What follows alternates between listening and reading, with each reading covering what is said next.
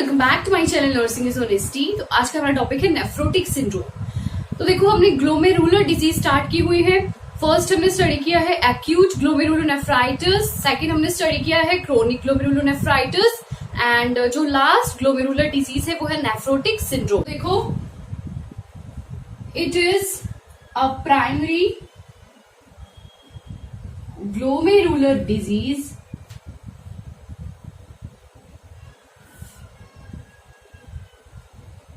characterized by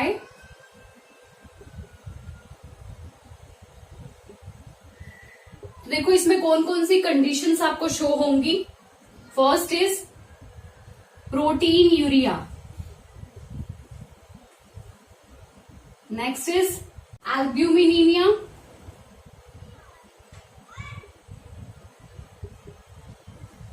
edema, high serum level and low density lipoproteins.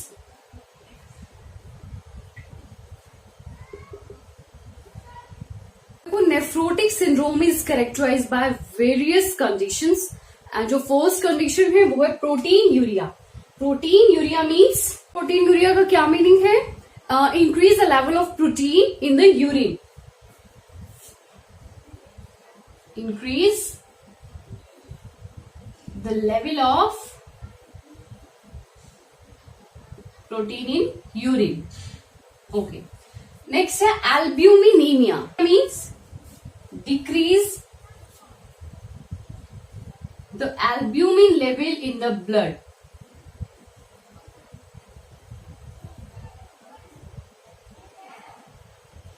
Okay. Next is edema. Edema means swelling. High serum level and low density lipoprotein. Low density lipoproteins. अब इसमें कौन कौन से आते हैं देखो, that is protein urea,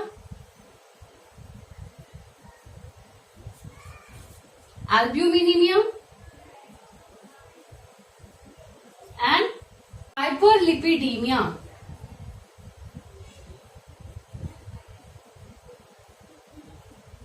देखो, proteinuria आपको पता है प्रोटीन लेवल जो है इंक्रीज हो जाता है यूरिन में। एल्ब्यूमिनीमिया भी हम कर चुके हैं, decrease albumin level in blood. And hyperlipidaemia means जो लिपिड लेवल है, मीन्स जो फैट एंड ट्राइग्लिसराइड्स है उनका जो लेवल है वो ब्लड में इंक्रीज हो जाना। तो देखो, ये बेसिक 4 सिचुएशंस, 4 कंडीशंस है, proteinuria, albuminemia, edema and hyperlipidemia. तो ये कंडीशंस अराइज होती हैं, उसे हम डायग्नोज करते हैं नेफ्रोटिक सिंड्रोम। तो अब हम बात कर रहे हैं aetiology and causes of nephrotic syndrome की। तो फर्स्ट है मिनिमल चेंज डिजीज। देखो, मिनिमल चेंज डिजीज का मतलब वही है प्रोटीन यूरिया, की प्रोटीन लेवल जो है वो यूरिन में इंक्रीज होना। नेक्स्ट है मेम्ब्रेनस नेफ्रोपैथी। अब मेम्ब्रेनस नेफ्रोपैथी का मीन्स क्या है? देखो, नेफ्रोपैथी एक किडनी डिजीज है एंड इसमें क्या होता है, जो भी स्मॉल डक्ट्स होती है उनका डैमेज हो जाता है। किडनीज के अंदर जो भी स्मॉल डक्ट्स हैं उनका डैमेज हो जाना और जो बेसिक स्मॉल यूनिट्स है उनका डैमेज हो जाना, तो उसे हम बोलते हैं मेम्ब्रेनस नेफ्रोपैथी। ओके, तो ये भी एक मेजर कोज है नेफ्रोटिक सिंड्रोम का। Next is diabetic kidney disease. तो देखो, ये डायबिटीज मेडिएटेड किडनी डिजीज है जो कि डायबिटीज की वजह से होती है। Next is systemic lupus erythematous. Systemic lupus erythematous को हम बोलते हैं SLE। इसमें क्या होता है? ये क्या है? एक इन्फ्लामेटरी डिजीज है। Systemic lupus erythematous is an inflammatory disease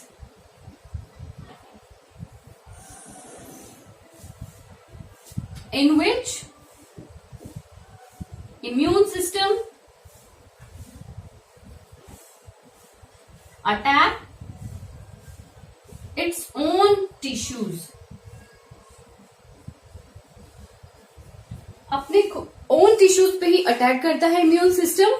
तो उसे हम बोलते हैं सिस्टमिक ल्यूपस एरिथमेटस। तो देखो इसमें कौन कौन से जो है सिस्टम इन्वॉल्व होंगे या फिर ऑर्गन्स इन्वॉल्व होंगे जिसकी इंफ्लामेशन हो जाएगी। तो देखो इसमें इन्वॉल्व होंगे brain, cells, joints, lungs, kidneys, तो ये सब इसमें इन्वॉल्व होंगे। ओके, तो अब हम बात करते हैं नेक्स्ट कोज की जो है हार्ट फेलर। देखो अगर हार्ट फेलर की कंडीशन है तो ये भी एक मेजर कोज है नेफ्रोटिक सिंड्रोम का। अगर हार्ट फेलर होगा तो जो भी हमने कैरेक्टरिस्टिक फीचर्स अभी किए थे जो कि है कंडीशन प्रोटीनयूरिया, नेक्स्ट इज एल्ब्यूमिनीमिया, हाइपोलिपिडीमिया, तो वो कंडीशन अराइज होती है। नेक्स्ट है सर्टेन इन्फेक्शन। देखो अगर किसी भी तरह का कोई भी इन्फेक्शन है तो उससे भी हमें क्या हो सकता है, नेफ्रोटिक सिंड्रोम। तो ये तो थे कुछ major causes of nephrotic syndrome. तो अब हम करते हैं क्लिनिकल फीचर्स। अब हम बात कर रहे हैं क्लिनिकल मैनिफेस्टेशंस की। फर्स्ट है अडीमा। देखो अडीमा एक मेन सिम्टम शो होगा। तो हमने 4 कंडीशन स्टडी की थी, उनमें से एक अडीमा भी है। तो अडीमा आप बोल सकते हो कि नेफ्रोटिक सिंड्रोम की मेन फीचर है। तो ये क्लिनिकल मैनिफेस्टेशन में जो है अडीमा होगा। नेक्स्ट है वेट गेन। तो पेशेंट का क्या होगा, वेट गेन होगा। वेट गेन क्यों होगा, तो देखो क्यों होगा, कोलेस्ट्रॉल लेवल इंक्रीज हो जाएगा। हमने क्या पढ़ा था, हाइपर लिपिडीमिया। तो लिपिड्स जो होते हैं, लिपिड्स में आते हैं जैसे कि कोलेस्ट्रॉल,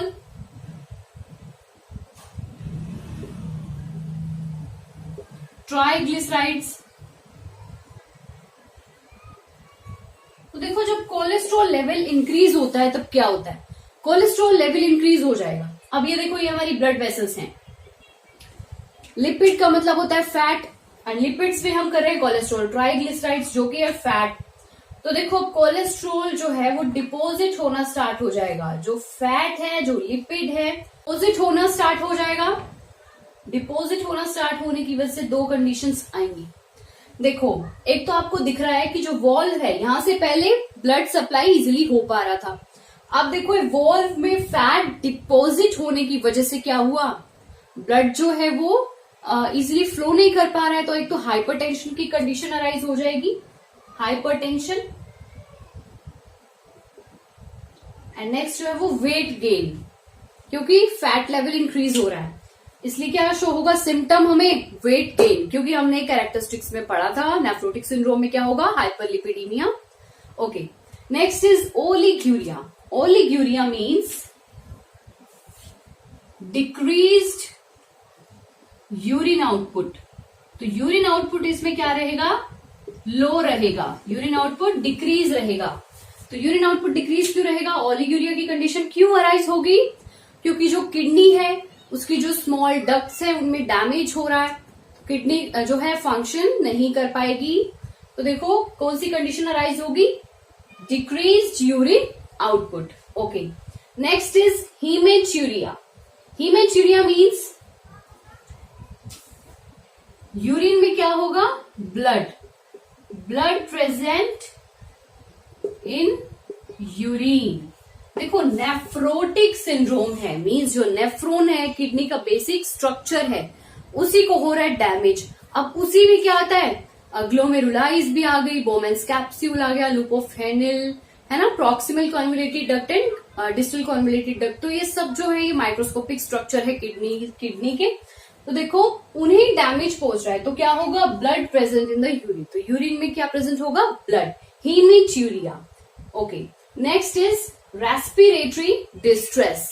देखो रेस्पिरेटरी डिस्ट्रेस की कंडीशन क्यों आएगी, अभी हमने कोजेज में किया था। देखो अगर कोज है SLE, अगर SLE का कोज है तो क्या होगा, रेस्पिरेटरी डिस्ट्रेस होगा। अब वो क्यों होगा, देखो सिस्टमिक ल्यूपस एरिथमेटस की कंडीशन हमने की थी, जो एक इन्फ्लामेटरी डिजीज है, और उसमें क्या होता है, immune system attacks its own tissues. तो जो बॉडी के खुद के ओन टिश्यूज हैं, बॉडी का इम्यून सिस्टम उन्हीं को अटैक्स करना स्टार्ट कर देता है। अब वो देखो इसके पीछे भी एक रीजन है, जैसे देखो कोई भी इन्फेक्शन, कोई भी बैक्टीरिया है जो हमारी बॉडी में एंटर कर गया।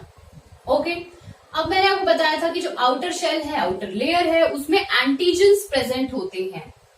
एंटीजेंस को हम बोलते हैं फॉरेन सब्सटेंस जो हमारी बॉडी में एंटर करता है, तो उसके रिस्पॉन्स में हमारी बॉडी इम्यून रिस्पॉन्स देती है, जिसमें क्या होता है, एंटीबॉडीज क्रिएट होती हैं।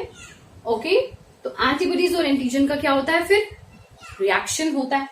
तो देखो कई बहुत से केसेस में क्या होता है, जब इम्यून सिस्टम एक्टिवेट होता है तो जो बैक्टीरिया का आउटर शेल है उसमें एंटीजन प्रेजेंट है, और जो हमारे ऑन टिश्यूज जो होते हैं, देखो इम्यून सिस्टम जो है ये कंसीडर करता है कि जो हमारे ऑन टिश्यूज है वो ही क्या है, फॉरेन सब्सटेंस है। तो इस वजह से क्या होता है, ऑन टिश्यूज पे ही अटैक्स होना स्टार्ट हो जाता है। तो देखो इसमें क्या रहेगा, रेस्पिरेटरी डिस्ट्रेस का हम कर रहे थे SLE। तो SLE में क्या होता है, इन्फ्लामेटरी डिजीज है जिसमें इम्यून सिस्टम जो है अटैक इट्स ओन टिश्यूज। तो देखो अब हमने टिश्यूज भी किए थे कि कौन कौन से टिश्यूज है जिनमें अटैक होगा, ऑर्गन्स कौन कौन से है। तो देखो उसमें लंग्स की भी बात हुई थी, अगर लंग्स में भी ऐसी कंडीशन अराइज होती है तो क्या होगा, respiratory distress. Okay, next is kidney failure, तो किडनी फेलर हो जाएगा। ओके, नेक्स्ट है डायरिया, पेशेंट को डायरिया प्रेजेंट होगा। एंड फटीग मीन्स मिलेज बोल सकते हो, मिलेज या फिर lethargy. Okay, next is pail skin, जो पेशेंट की स्किन है वो क्या होगी, पेल होगी। पेल होगी तो अनीमिया भी प्रेजेंट होगा, ऑब्वियस बात है, अनीमिया है तभी स्किन जो है वो पेल है। नेक्स्ट है इरिटेबिलिटी, तो पेशेंट को क्या होगी, इरिटेबिलिटी। ओके, अब हम करते हैं डायग्नोस्टिक इवेल्युएशन। हम देख रहे हैं डायग्नोस्टिक इवेल्युएशन। तो फर्स्ट है यूरिन टेस्ट। यूरिन टेस्ट में हम देखो क्या देखेंगे, यूरिन टेस्ट में हम यूरिन एनालिसिस करेंगे।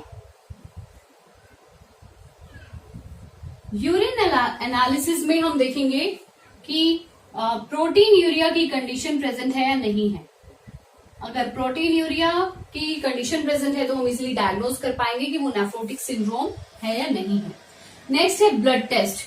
देखो ब्लड टेस्ट में हम क्या करते हैं, कंप्लीट ब्लड काउंट भी करेंगे, एंड जो ब्लड टेस्ट में हम डायग्नोज करने के लिए स्टडी करेंगे वो है एल्ब्यूमिनीमिया, मीन्स एल्ब्यूमिन लेवल देखेंगे और लिपिड्स लेवल देखेंगे ब्लड में। देखो अगर नेफ्रोटिक सिंड्रोम है तो क्या मिलेगा, एल्ब्यूमिनीमिया एंड हाइपरलिपिडीमिया। ओके, तो इससे हम इजिली डायग्नोज कर पाएंगे नेफ्रोटिक सिंड्रोम को। Next is kidney biopsy. Kidney biopsy में देखो, किडनी बायोप्सी में किडनी का टिश्यू लेंगे और किडनी को क्या बोलते हैं हम, रीनल। तो देखो रीनल टिश्यू इसमें लेंगे for histological examination.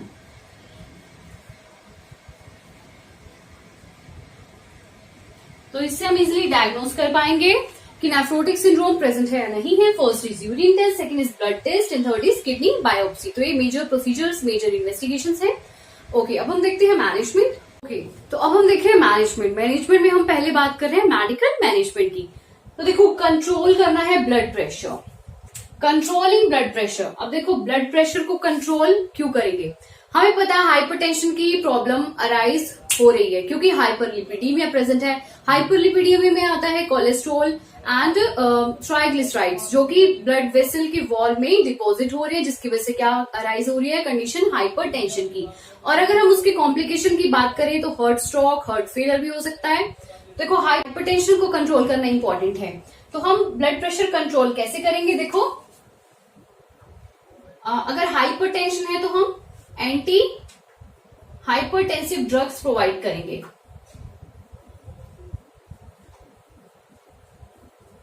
Okay, next is ACE। ACE inhibitors provide करेंगे। देखो ACE की फुल फॉर्म है एंजियोटेंसिन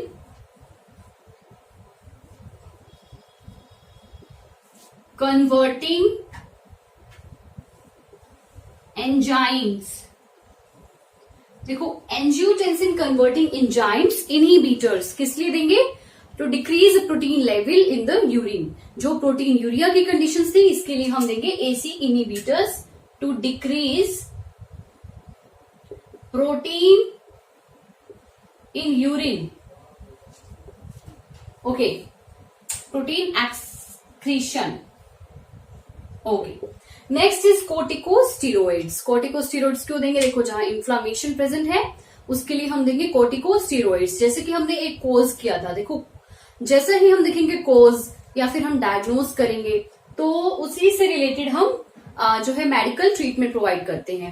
देखो कोर्टिकोस्टेरॉइड्स हम तब प्रोवाइड करते हैं जब SLE की कंडीशन अराइज होती है। SLE हमने अभी स्टडी किया था, सिस्टमिक लूपस एरिथमेटस, जिसमें इन्फ्लामेटरी डिजीज है, जिसमें इम्यून सिस्टम जो है ऑन टिश्यूज को अटैक करता है।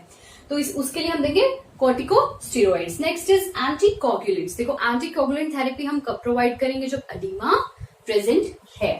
तो ये तो थी मेडिकल मैनेजमेंट। अब हम देखते हैं नर्सिंग मैनेजमेंट। तो नर्सिंग मैनेजमेंट की बात कर रहे हैं हम। If the patient receive renal biopsy, watch for bleeding और साइन ऑफ शोक। अगर पेशेंट जो है वो उसकी रीनल बायोप्सी हो रही है, डायग्नोस्टिक इवेल्युएशन में डायग्नोज के लिए जो है रीनल टिश्यू लिया जा रहा है, तो हमने क्या करना है? Bleeding and sign of shock, ये वाली कंडीशन ना अराइज हो, इसके लिए हम पे मोर फोकस करेंगे। Next is maintain intake and output chart. Intake output chart maintain करके रखना है एंड मॉनिटर वाइटल्स। जो भी वाइटल साइन है उसे मॉनिटर करना है। वाइटल साइन कौन कौन सी होती है? BP and TPR। BP means blood pressure, T denotes temperature, P denotes pulse and R denotes respiration. तो लो प्रोटीन डाइट हमें देनी है क्योंकि क्या हो रहा है? प्रोटीन यूरिया, इसलिए हम दे रहे हैं लो प्रोटीन डाइट। ओके, और इसके साथ साथ साल्ट नहीं देना है, salt is restricted. Next is instruct the patient to prevent the GI complications. देखो हम पेशेंट को इंस्ट्रक्ट करेंगे कि GI कॉम्प्लिकेशंस को प्रिवेंट करे। अब देखो पेशेंट इसे प्रिवेंट कैसे कर सकता है? अगर पेशेंट को कोर्टिकोस्टेरॉइड्स दिए जा रहे हैं इन्फ्लामेशन के लिए, तो उसे हम बोलेंगे कि जो भी मेडिकेशंस वो ले रहा है, कोर्टिकोस्टेरॉइड्स ले रहा है, उसे एंटासिड के साथ ले। और वो एंटासिड के कॉम्बिनेशन में लेगा तो उसे जो है GI के कॉम्प्लिकेशंस नहीं होंगी। Next is provide reassurance. जो पेशेंट है और पेशेंट की जो फैमिली है उन्हें इमोशनल साइकोलॉजिकल सपोर्ट प्रोवाइड करना है। जो भी प्रोसीजर्स है उन्हें एक्सप्लेन करने हैं ताकि उनका जो कॉन्फिडेंस है वो बूस्ट अप हो सके, एंड उन्हें फॉलो अप के लिए एनकरेज करना है, उसके एडवांटेजेस के बारे में बताना है। ओके, अब हम बात करते हैं कॉम्प्लिकेशंस की। हम बात करते हैं कॉम्प्लिकेशंस की। तो फर्स्ट कॉम्प्लिकेशन है इन्फेक्शन, सेकेंड है थ्रोम्बोएम्बोलिज्म। तो थ्रोम्बोएम्बोलिज्म की कंडीशन क्या होती है? ब्लड क्लॉट होता है, वो डिस्लोज हो जाता है वॉल्स में, ब्लड वेसल्स के वॉल्स में, जिससे क्या हो जाती है? जो ब्लड फ्लो है वो कंप्लीटली नहीं हो पाता है। ओके, नेक्स्ट है पल्मोनरी एम्बोलिज्म। एम्बोलिज्म में क्या होता है? जो लंग्स होते हैं उसमें एक्सेस फ्लूइड रहेगा, extra amount of fluid lungs में होता है। ओके, और जिस पेशेंट को हार्ट फेलियर की प्रॉब्लम है उसे पल्मोनरी एम्बोलिज्म होगा। Next is renal failure. Renal failure की कॉम्प्लिकेशन आ सकती है। और लास्ट है एट्रियोस्क्लेरोसिस। देखो मेनली एट्रियोस्क्लेरोसिस ओल्ड एज में होता है, बट देखो जैसे हम नेफ्रोटिक सिंड्रोम कर रहे हैं तो इसकी भी एक कॉम्प्लिकेशन एट्रियोस्क्लेरोसिस हो सकती है। तो इसमें क्या होता है? जो आर्टरीज होती है उनके जो वॉल्स होते हैं वो थिक हो जाते हैं। ओके, जो वॉल्स हैं वो थिक हो जाएंगे। ओके, तो आज हमने किया नेफ्रोटिक सिंड्रोम। अगर आपको आज की वीडियो जरा सा भी यूजफुल लगे तो प्लीज मेरी वीडियो को लाइक जरूर करना एंड चैनल को सब्सक्राइब जरूर करना। Thanks for watching.